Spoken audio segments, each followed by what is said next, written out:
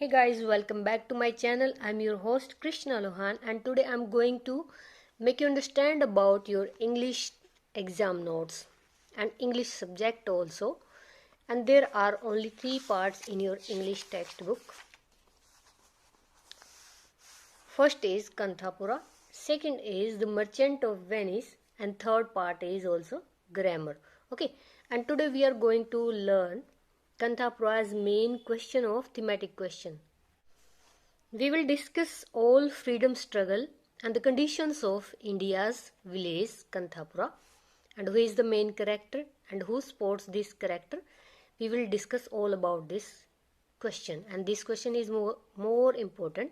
So be in the video and understand how to learn how to write. Okay, like this Kanthapura, इसकी हम theme के बारे में बात करेंगे. फिर फ्रीडम स्ट्रगल इसकी जो हुई थी, ये क्वेश्चन आ सकता है 3 तरीके से. देन इम्पैक्ट के बारे में बात करेंगे. इम्पैक्ट किसका यहाँ पे ज़्यादा था? गांधी जी का. फ्रीडम स्ट्रगल के बारे में आ सकता है, कंथापुरा की स्टोरी बताइए. थीम इसकी पूछी जा सकती है. सो 3 questions included in one answer. So you have to learn only one answer. Kanthapura is the name of the first book.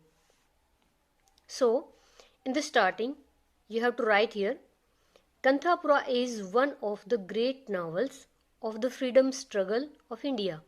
Kanthapura है एक ग्रेट नॉवल, मतलब बड़ा या महान उपन्यास, ऑफ द फ्रीडम स्ट्रगल, आज़ादी की संघर्ष के में किसका हुआ था? इंडिया का. भारत के स्ट्रगल के, आज़ादी के स्ट्रगल के ऊपर यह नावल है और यह महान नावल है, लिखा है. इसका नाम क्या है? कंथापुरा. ठीक है. It's the story of the impact of Gandhi ji's non violent freedom struggle on the life of a small village. यह जो कहानी है, it is the story of impact, प्रभाव की है. किसके? गांधी जी के. नॉन वायलेंट यानी जिसमें अहिंसा का उन्होंने सिद्धांत दिया था. सेकंड, इसमें उन्होंने फ्रीडम स्ट्रगल पे जो ज़्यादा जोर दिया था, उसका प्रभाव देखा जाता है जीवन पर. ऑन द लाइफ, किसकी लाइफ थी ये? ऑफ अ स्मॉल विलेज, छोटे से गांव की. The theme of Kanthapura is political non violent, यानी यह इसकी जो थीम है कंथापुरा की, वो क्या है? राजनीतिक. नॉन वायलेंट अहिंसा और नॉन कोऑपरेशन असहयोग आंदोलन के बारे में. और किसका था? ऑफ गांधी जी. किस लिए था? टू सिक्योर सुरक्षित करने के लिए. Swaraj from the British rulers, यानी अंग्रेजी शासकों से स्वराज को सिक्योर, अपना शासन चलाने बचाने के लिए गांधी जी का मूवमेंट यानी कि आंदोलन था. कौन कौन से थे? 3 इसमें दे रखे हैं. राजनीतिक आंदोलन उन्होंने चलाए हैं, असहयोग चलाया है, साथ में थर्ड कौन सा चलाया है? अहिंसा का. Political struggle is on the surface, यानी इसको पॉलिटिकल स्ट्रगल को, राजनीतिक जो संघर्ष था, वो बिल्कुल मुहाने पर था. But apart from the political aspects, लेकिन सिर्फ राजनीतिक उद्देश्य से अलावा देर आर अदर एस्पेक्ट, यहाँ पे और भी उद्देश्य थे. किसके? ऑफ गांधीयन मूवमेंट, यानी कि गांधी जी के द्वारा चलाए गए जितने आंदोलन थे वो भी इसमें इंक्लूड थे. So these aspects are social, religious and spiritual. ये जितने भी एस्पेक्ट्स, उद्देश्य वगैरह थे, ये सारे के सारे किसके ऊपर थे? सामाजिक मुद्दों पे थे, धार्मिक मुद्दों पे थे और आध्यात्मिक मुद्दों पर थे. Raja Rao as a writer of the Kanthapura. Okay, Raja Rao is, as a writer, is more interested and involved in handling these aspects of the movement. राजा राव जो था, एक लेखक के रूप में बहुत ज़्यादा इंटरेस्टेड, यानी इनको ज़्यादा रुचि थी और ये शामिल भी थे किसमें? हैंडल करने में इन एस्पेक्ट्स, इन उद्देश्यों को, आंदोलन के इन उद्देश्यों को हैंडल करने में राजा राव जो थे एक लेखक के रूप में ज़्यादा इंटरेस्टेड थे, रुचि थी इनकी. Apart from the freedom struggle, this novel is also concerned with the social and religious transformation of people. इसके अलावा, किसके अलावा? फ्रीडम स्ट्रगल के अलावा, आज़ादी के संघर्ष के अलावा, जो ये नावल है, this novel is also concerned, इसके बारे में कंसर्न्ड है चिंतित है किसके बारे में इसको बताया गया है? With the social and religious, यानी जुड़ा हुआ है सामाजिक और धार्मिक ट्रांसफॉर्मेशन, यानी कि परिवर्तन में लोगों के, यानी कि जैसे कि उस समय क्या था, जितने भी मतलब हिंदू थे या मुसलमान थे उनको जबरन क्या बनाया जा रहा था? ब्रिटिश यानी क्रिश्चियन बनाया जा रहा था। कंथापुरा इज अ स्मॉल विलेज, ये कंथापुरा एक छोटा सा गांव है इन साउथ इंडिया, दक्षिणी भारत में। This village suddenly comes to life by the non violent non cooperation movement of Gandhi. यह जो गांव है अचानक से आता है, यानी इस गांव का अचानक से प्रदर्शन होता है जीवन में। बाय द नॉन वायलेंट, किसके द्वारा? गांधी जी के जो आंदोलन थे, दो इसमें है, अहिंसा का और असहयोग आंदोलन, इसके द्वारा ये जो गांव है ये एकदम से प्रदर्शित होता है। The writer also gives an insight into the, अब जो राइटर है वो एक देता है, क्या देता है? इंसाइट, यानी एक दृश्य दिखाता है into the village appealing social conditions of Indian villages, जिसमें अपील की जाती है सामाजिक परिस्थितियों की जो भारत के गांव की होती है। ठीक है, यानी भारतीय गांव की जो कंडीशन है उसके लिए अपीलिंग मतलब की जाती है राइटर के द्वारा। He also tells about the incomparable manner in which Gandhi ji brought about an awakening in the people. वह यह भी बताते हैं कि इस अतुलनीय ढंग से जिसमें कि गांधी जी लाए थे एक जागरण, यानी एक लोगों को जगाने का तरीका। ठीक है, the novel shows the great influence of Mahatma Gandhi. यह नावल जो है, उपन्यास जो है, दिखाता है महान प्रभाव, यानी गहरा प्रभाव, बड़ा प्रभाव दिखाता है गांधी जी का on the people of India, Bharat के लोगों पर। This influence did not remain confined to cities. यह जो आंदोलन था या जो प्रभाव था यह न केवल शहरों तक ही नहीं रहा, डिड नॉट रिमेन नहीं रहा, कन्फाइंड सीमित, टू सिटीज शहरों तक। It raised even the small villages, यह पहुंचा यहाँ तक कि छोटे गांव में भी। There was great impact of Gandhi ji, गांव में भी देखा जाता था बहुत बड़ा प्रभाव गांधी जी का। कब? इन 1920 और 30 में।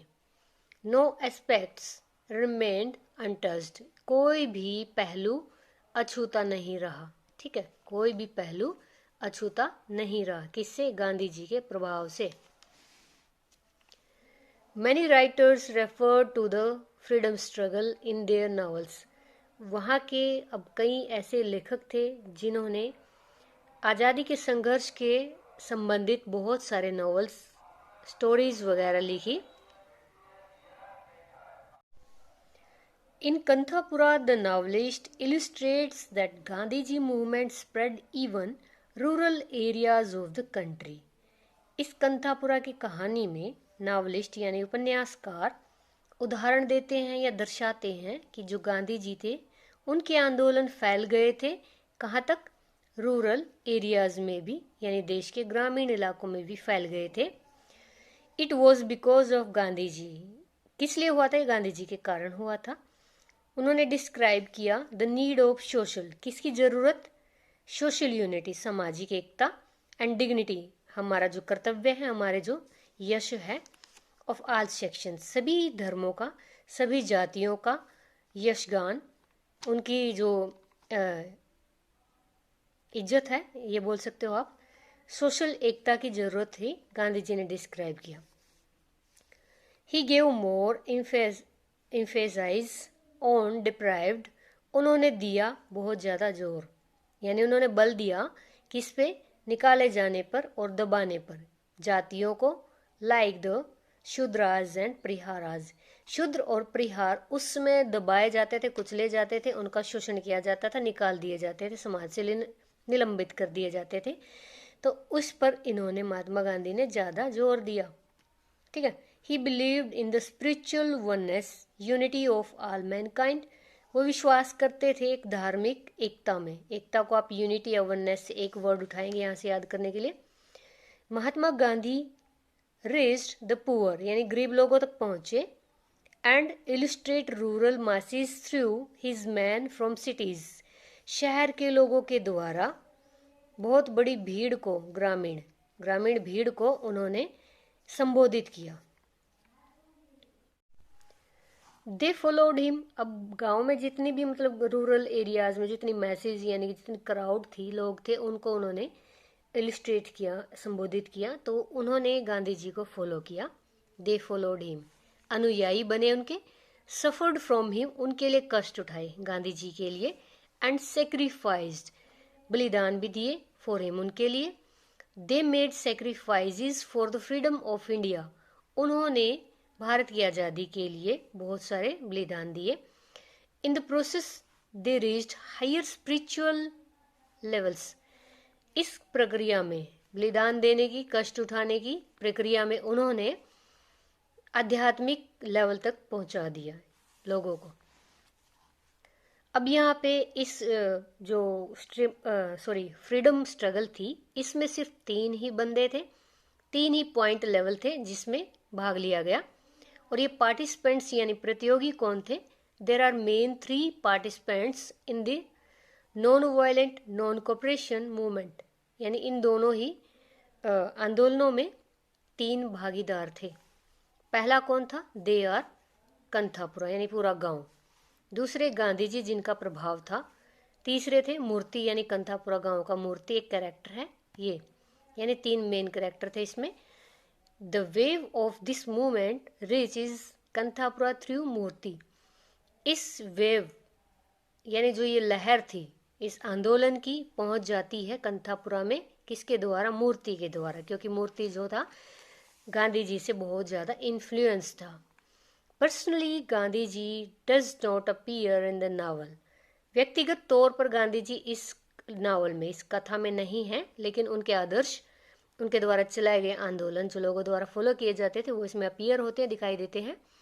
But his presence is felt, लेकिन उनकी जो उपस्थिति इसमें महसूस की जा सकती है। Murthy is the main person who organises the work of Mahatma Gandhi, Murthy जो थे एक मेन व्यक्ति थे जिन्होंने ऑर्गेनाइज किया था या करते थे, काम किसका करते थे? महात्मा गांधी जी के काम को ये ऑर्गेनाइज करते थे। This novel touch is the other issues to like, यानी इस नॉवल ने टच किया यानी छुआ किन मुद्दों को? जैसे कि विडोज कंडीशन, विधवाओं की जो हालत थी, अनटचेबिलिटी यानी छुआछूत की जो प्रॉब्लम थी उस टाइम, उसको भी, इसको भी ज़्यादा उन्होंने हाईलाइट किया। किसने? नॉवल ने। The village is divided on caste lines, गांव बटा हुआ था जातिगत विभिन्नता से, यानी जातिगत लाइन खींची हुई थी, वहाँ पे वर्गों में बटे हुए थे।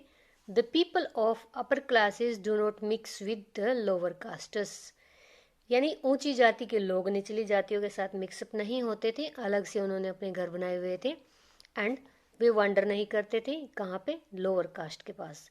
मूर्ति इज ब्राह्मण, मूर्ति क्या था? एक ब्राह्मण था। Under the impact of Gandhi, यानी गांधी जी के प्रभाव के अंदर, he does not believe in caste, वो जातियों में विश्वास नहीं करते थे। ही मिक्सिज द परिहारास फॉर, मतलब उन्होंने मिला दिया था, परिहारों को भी मिला दिया था उन्होंने, इस वजह से। For this he is terminated, गांव से निकाल दिया गया था। And his mother dies with shock, उसकी जो माता है वो मर जाती है इस शोक से। अब कंक्लूजन आप यहाँ पे लिखेंगे, 1 से 1.5 लाइन का कंक्लूजन होता है। Most of the questions of 16 marks you have to write conclusion to. Okay, now the novel deals with number of themes, जो नावल है, उपन्यास जो है वो डील करता है बहुत सारी थीम के साथ। कौन कौन सी थीम थी? जैसे कि political, socially, religious and spiritual, 4 प्रकार की जो थीम इसमें क्वेश्चन में मैंने बताई है।